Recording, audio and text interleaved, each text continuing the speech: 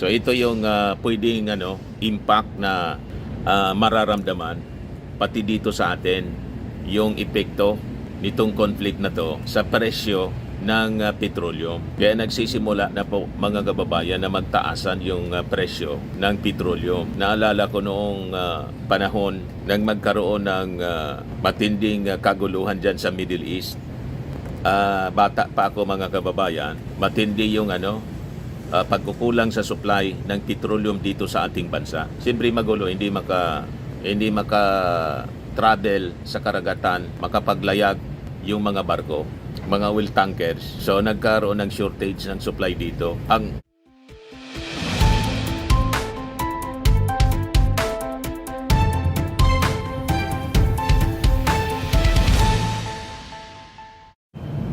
Hello mga kababayan, si Dante Maravillas. Ibigay ko sa inyo itong mga latest na mga balita. May relasyon sa giyera sa Middle East mga kababayan. Kasi I think lalong lumala mga kababayan yung sitwasyon. Kasi yung ginagawa po ng Iran, tinatarget niya yung mga karatig bansa bilang parte ng kanilang military strategy para magalit yung mga kaalyadong bansa ng Amerika na mga Arab countries tulad ng Saudi Arabia, Kuwait, Jordan, United Emirates at iba pa. At bumaliktad mga kababayan, i-blame sa Israel at saka sa Amerika ang conflict na nangyari ngayon. Sabihin nila, nadamayan niya kayo kasi nag-host kayo ng mga US military base. Kung hindi kayo nag-host, dumistansyaan niya kayo sa Amerika, hindi kayo nadamay. Ganon ang strategy ngayon. Ganon ang ginagawa nila sa kanilang mga propaganda. Natingin natin, ito yung mga last ng mga desperate moves na ginagawa mga kababayan ng Iran. Ayan sabi dito sa report mga kababayan ng CNN, the US State Department on Monday urged US citizens to depart now from countries throughout the Middle East due to serious safety risks. The post on X from the Department of State Department's top official for consular affairs called on U.S. citizens to depart using available commercial travel from a number of countries. So yan mga kababayan yung balita ngayon. So there is a risk of a regional war mga kababayan. In even European countries, naganda na ngayon mga kababayan for a possible regional war. Yung iba naman, ang nasa isip nila, baka ito na yung simula ng World War III, mga kababayan. So sabi dito, Trump warns Iran about larger strikes as US urges Americans to depart the region.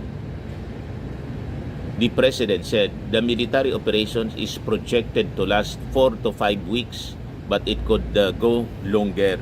So I think kailangan gumalaw na mga kababayan yung ating gobyerno. Although kapo press briefing na po yung Palasyo Malacanang, may mga contingency measure po na ginagawa kasi kailangan muna nila na mag-stay, ready naman pong i-evacuate sila. Kaya lang siyempre walang mga flights mga kababayan, cancelled yung mga flights, pero yung mga eroplano natin ready, pati mga barko para i-evacuate sa ligtas na bansa by land yung ating mga kababayan, mga OFWs. But anyway, ibigay ko muna sa inyo itong balita, yung pinaka-latest po dito.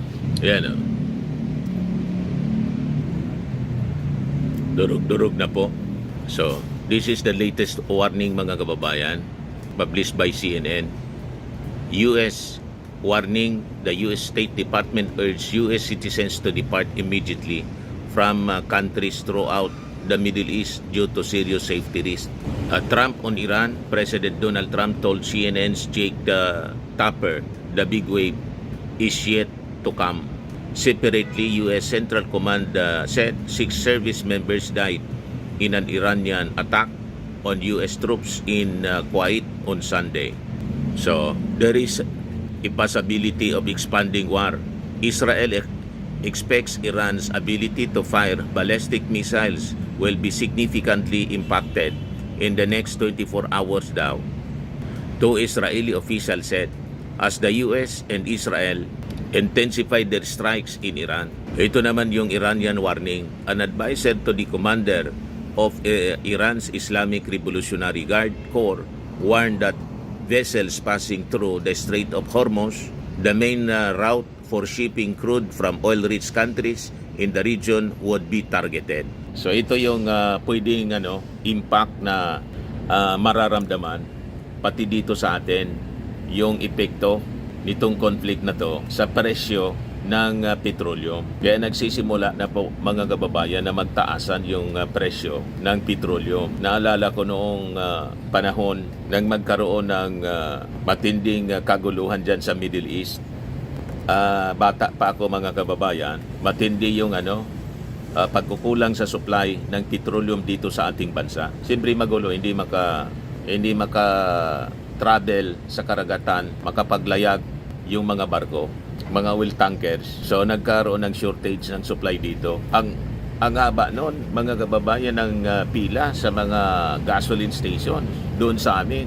Umabot ng mga 2 kilometers yung pila, nagsisiksikan para makabili ng gas at nag-skyrocket yung presyo because of that. Baka maulit ngayon, mga kababayan, kaya dapat nating paghandaan. Pero huwag tayong mag-panic buying. Yung tama lang sa ating pangangailangan po. So sabi dito sa latest na balita mga kababayan, the post on X from the State Department sa top officials for consular affairs called on US citizens to depart using available commercial travel from Bahrain, Egypt, Iran, Iraq, Israel, the West Bank and Gaza, Jordan, Kuwait, Lebanon, Oman, Qatar, Saudi Arabia, Syria, and United Arab Emirates and Yemen. So kung ito yung advisory, mga kababayan, hindi lang ito dapat para sa mga US citizens. Pati po siyempre lahat ng mga mamamayan, including our OFWs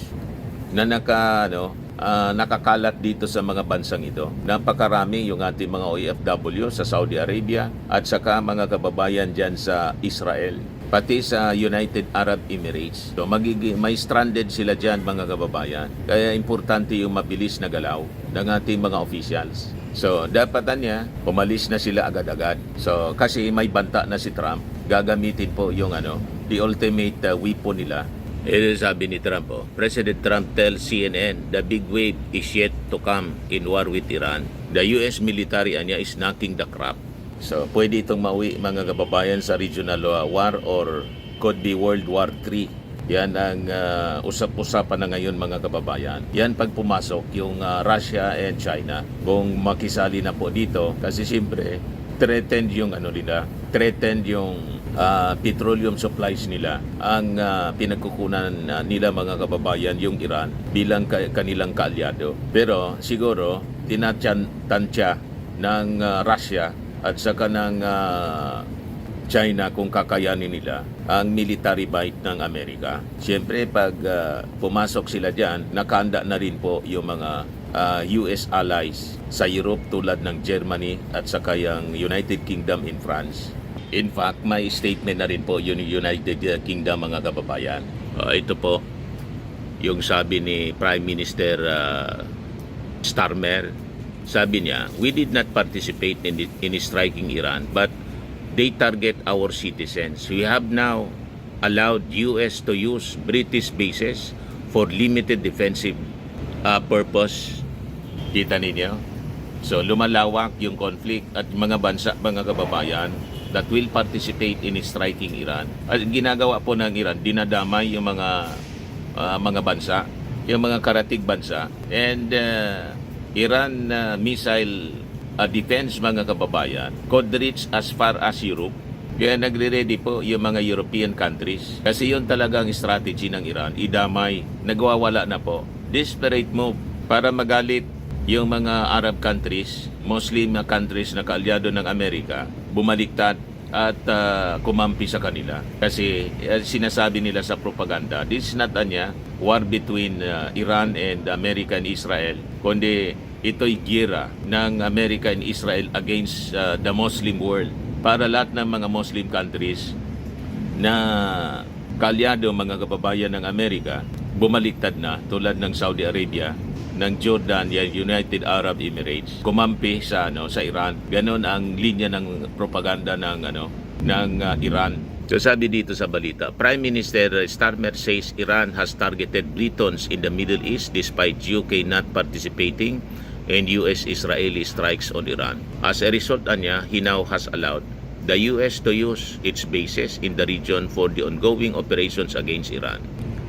The US has requested permission to use British bases for the specific and limited defensive purpose. We have taken the decision to accept this request to prevent Iran firing missiles across the region, sabi po ni Starmer. Sabi niya, we will not join defensive action. I mean offensive action, sabi po ni Starmer. Ngayon, pati yung France nag-react na rin po. Yan ang sabi dyan. France says it stands ready to join US-Israeli-Iran war in support of Gulf countries. Bakit naman na niya makikisaw Mr. Maravillas yung France? May interest sila sa Gulf countries mga kababayan because of petroleum. So kailangan nila na i-support. Pag hindi kasi, paano? Saan pa sila bibili? Kung madidestroy ang mga Gulf countries. So they have to act decisively mga kababayan. Kasi nga, iyon ang ginagawa ng Iran ngayon. Dinadamay yung mga Gulf countries. Nagwawala na po mga kababayan yung Iran. Yan o, 10 minutes ago pa lang, Iran's neighbors have spent decades preparing for a potential attack, but the ferocity of Iran's retaliation has left both governments and people of the region stunned. Iran's ferocious retaliation for US-Israeli strike has rattled its neighbors. Dinadamay, mga kababayan, yung mga Gulf states para i-blame sa Israel at saka sa Amerika. Ang punot duloan niya nito, kayo, baliktad po. Sabi po ni Hegseth, 47 years anya na ninyo itong ginagawa. Hindi kami nagsimula nito. At yung matindi mga kababayan, yung assassination attempt nila noong kampanya against President Trump. Munti ka na si Trump. Yes, sabi ni Trump, you attempted anya, but you failed. Then I did. Naunahan ko anya kayo. Kaya tama itong sinabi ni Melchor Vergara. The evil Islamists anya want to take down the neighbors and have it blamed on Israel in the US. Reaction niya dito sa post ni Amer Charfati, isang Israeli pastor and former lieutenant governor. Sabi niya, it seems that the Iranians are focusing on the Gulf states due to the particularly high hit rates. There is no concentration of air defense systems there like in Israel. In the Iranians can cause significant damage with a minimum of missiles. Kaya tinatarget niya mga kababayan, yung mga Gulf states para isisi sa Israel at saka sa Amerika. So, yan po mga kababayan yung mga developments na dapat binomonitor closely. At yun naman yung sinabi mga kababayan ng Palasyo Malacanang. We're monitoring closely. The moment na may pagkakataon na ma-evacuate, gagawin nila agad. Pero right now, it is not advisable kasi nagpuputukan mga kababayan. They have to cover sa mga bomb shelters, lalo na po sa Israel. And nalulungkot yung ating Pangulo kasi may isa na tayong casualty, isang caregiver from Pangasinan. Yun ang naging announcement, babae po. Habang ini-evacuate niya yung kanyang inaalagaan, tinamaan ng shrapnel mula sa bomba mga kababayan at binawian na ng buhay. So yung ating Pangulo nagpaabot na po ng pakikiramay. As detention escalate mga kababayan, definitely once it is allowed ng mga authorities sa host country, sa Gulf state, then immediately yung ating mga kababayan na OFW pababalikin dito mga kababayan sa ating bansa. Okay po? So yun ang ating short video ngayon. Ako po si Dante Maravillas. Bye-bye po. God bless.